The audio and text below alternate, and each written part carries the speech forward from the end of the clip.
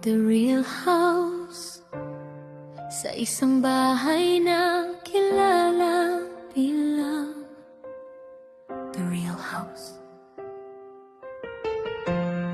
Maraming tao ang naging magkakaibigan kahit na sila ay nakatira sa iba't ibang lugar.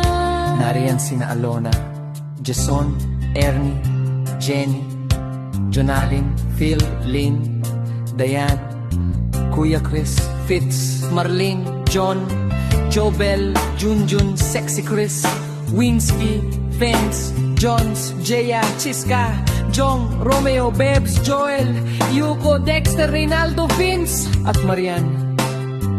Bagamat magkakalayo sila, nagkakilala sila sa pamamagitan ng The Real House. Araw-araw silang nagkukwentuhan, nagtatawanan at nagtutulungan sa isa't isa. Kapag may problema ang isa, agad na may handang makinig at tumalalay.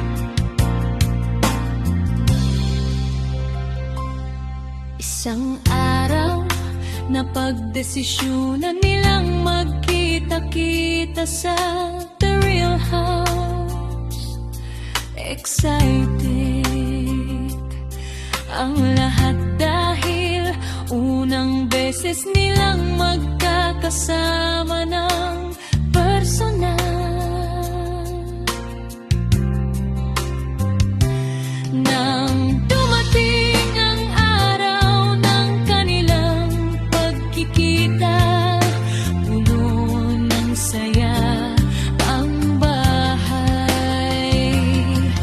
May kantahan, sayawan, kwentuhan at salo-salo.